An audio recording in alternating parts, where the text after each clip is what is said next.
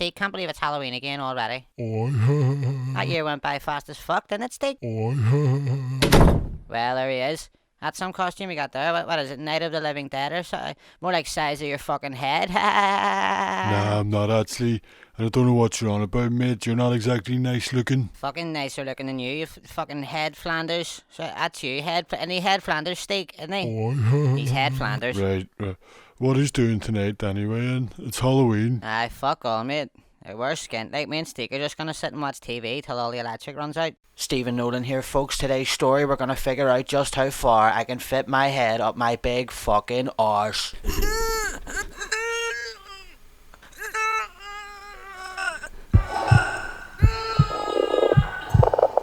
Caller on line 1, hello. Hello, Stephen. Now, as a proud Ulster man, I would have certainly attempted to apply a certain degree of lubricant. There was an old saying, a man who lived in a barn on a field in a small town outside of Oh no. Sweet sure, just put the emergency electric on. That was the emergency electric, mate. Oh no. Well, sure, we can just hang about and talk to each other. Oh no. It's not that bad, mate.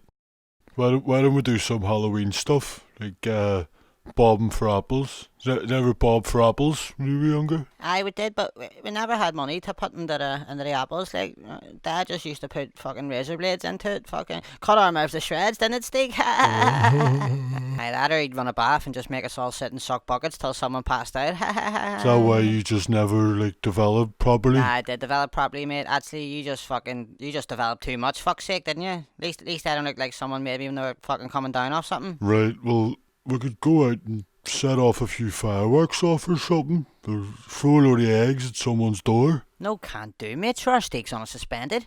Steek end up doing 2 years for every egg he throws, fuck's sake, wouldn't you, Steek?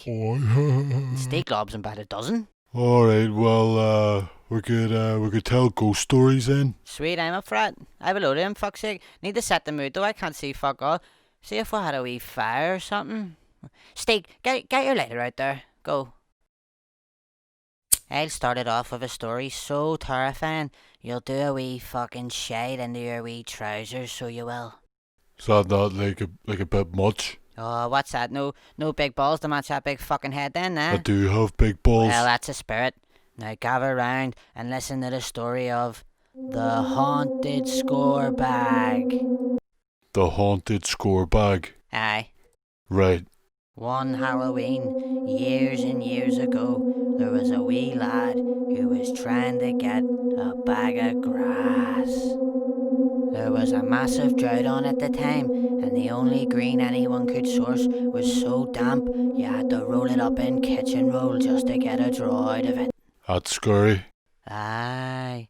So this wee lad was going through his phone, texting all sorts of people he hadn't even spoken to in years. This was before smartphones and all, and he had a wee Nokia, a wee 3310. He was at his wit's end when all of a sudden, at the bottom of his contact list, there was a wee contact he couldn't remember adding. What was weird about this contact was it was just saved as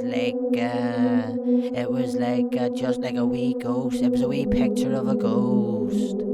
A wee picture of a ghost. Aye. Sure, you couldn't even get wee pictures of ghosts there on a fucking Nokia 3310. I had one though. But look, you could on this one, mate, so fuck up. Right. So he messaged the contact, who replied instantly and said to meet him at a graveyard up west. What one? There's a few up west. It was a wee one all them wee men were in, fucking talking about McDonald's and glue and all. I fucking know, mate. Oh, why? So he set off with great haste to the graveyard up west, and when he arrived, it was a pitch black, ice cold night, and the atmosphere felt like it had been stripped of any warmth whatsoever. Aye, but like it's cold in October anyway, like. Aye. He got to the graveyard, and as he walked through, an apparition approached him, seemingly out of thin air. What did it look like? It looked like a wee ghost, but it had like Niagara Max on as well, like but like ghost or Max. Right. The ghost approached him and gave him this warning. Although for grass you thirst, this score bag here is cursed. If you finish it all, you'll be doomed forever. How come the last wee bit there it didn't rhyme? Mate, he's a ghost that sells fucking grass in a fucking graveyard somewhere in West Belfast. He's not a fucking English teacher, like, for fuck's sake. Right. He's not a poet. So the wee lad thought, no problem, I'll just leave a wee tiny bit. Happy days. So he paid for the grass and he started for home. What was the grass like? It was fucking powerful.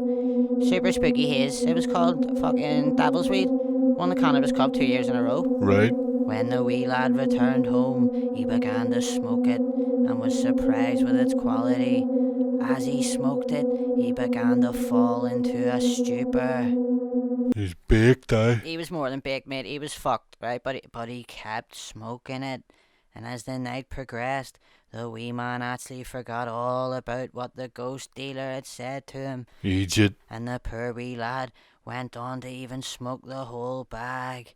And then after that he scraped his grinder and smoked the crystals too, in a big haunted fucket, what sent him into deep, deep sleep. And when the wee lad woke up, he was shocked to find he couldn't move. He looked frantically around the room, but he couldn't move. He looked over towards the mirror, and it was then that he realised he had been turned into a score bag. Oh, fuck. The ghost once again appeared to him and said, for your gluttony and your greed, for the haunted bag of weed, a score bag you have become, and you'll not turn back again. Fuck me. So what happened to him? His estate beat down his door and smoked the absolute dick out of him, mate. That's mad as fuck. You know. So, what's your story?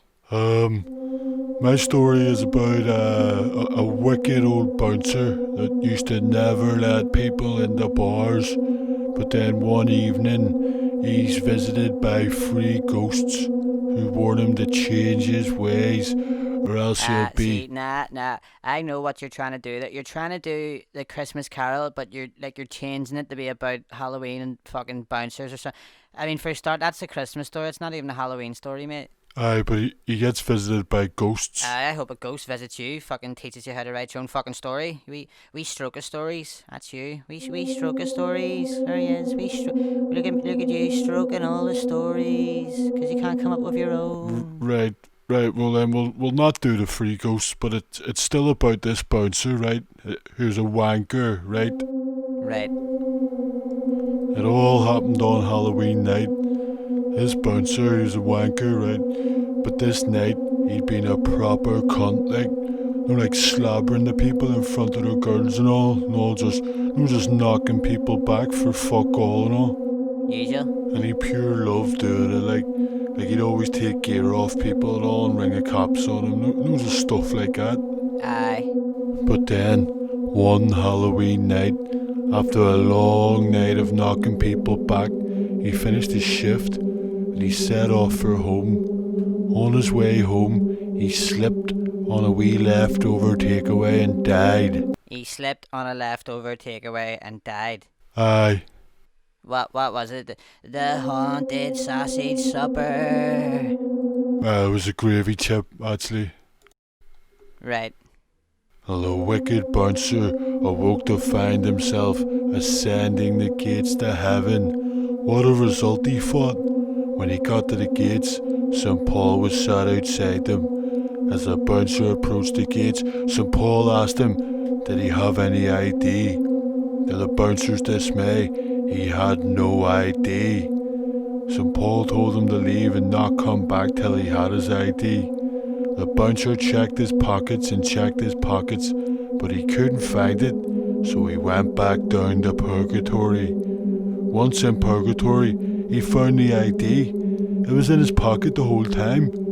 He took the stairs once more up to St. Paul, but once more St. Paul asked him to produce his ID, and it was gone. It had vanished. And like that, for the cruelty of his ways, the bouncer was stuck in a constant loop of purgatory, of being knocked back from the gates of heaven, just like he'd knocked back people from the doors of the bar he worked at. Bet they were all having such crack in heaven as well. Gear everywhere, mate. Mental. Not bad, mate. Not bad. Okay, Steek, have you got a wee story for us? Steek always had the spookiest stories I've ever heard, don't you, Steek? Nah. Alright, sweet. Well, I'll tell one more then. One more wee story. This story's about a wee shop out in the middle of nowhere. Out somewhere really scary. Where, like Lorne? Not that scary, like Cookstown or something. Right. And it's about a wee old man that visited one night to this wee shop. A Spar it was a Spar. And it all happened to my mate, Sir Louise. Right, let me guess. The Haunted Spar. No, mate, it's not called. No, it's actually called Sparanormal Activity. That's pretty clever, actually. I know, mate. So it was all about Sir Louise. She actually worked in a wee Spar up the Lisburn Road, but was sent to cover the shift on Halloween, 'cause they gave her double pay, and she thought, why not? She arrived at the Spar and the wind was icy cold. It was in a quiet area, and there wasn't a person in sight, or even any birds or anything, or trees or fuck all. Just a Spar. Just a wee fucking Spar. Right. She walked into the Spar to begin her wee shift, restocking some shelves, and she signed on the till and all. The Spar was dead, there was nobody there. A few hours had went by when finally her first customer came into the shop. He was a weird looking man, all pale faced. I like you. No, not like me, dickhead, 'cause he had hair for a start, so not like me. And he strolled around the shop for a while before finally approaching the till. He had picked up a packet of flame-grilled steak McCoys. Sir Louise charged him, and as soon as he paid, he vanished into a cloud of naffing right in front of her eyes. Sir Louise couldn't believe her eyes. What had just happened? Was it an acid flashback or some kind of late-stage psychotic episode? She knocked a liter bottle of booze to calm herself down and continued with her shift. The rest of her shift passed by without incident, and she returned home afterwards. Once home, she couldn't get what had happened out of her head. Who was that man? Had he even existed? Or was she just losing her mind? She decided to search up the brand McCoys to read if anyone had a similar experience. Unfortunately not, but she did find a news article about a Mr. McCoy, the owner of McCoy's Crisps, who had died in suspicious circumstances in his own crisp factory. Mr. McCoy. Aye. What, did he run about with fucking Mr. Pringle and Mr. Tato and all that? No, mate, because they aren't real. Right. But Mr. McCoy was real, right? And he died in suspicious circumstances. And so the legend goes, Mr. McCoy now wanders the spars of the world, forever buying packets of flame-grilled steak McCoys. And if one night you're asked to cover a shift in a spar outside of town, you might just meet him too. I don't work at a Spar, mate. Aye, but if you did... I won't. Well, that's what you do with a story. You just sort of pretend and not be a fucking melter.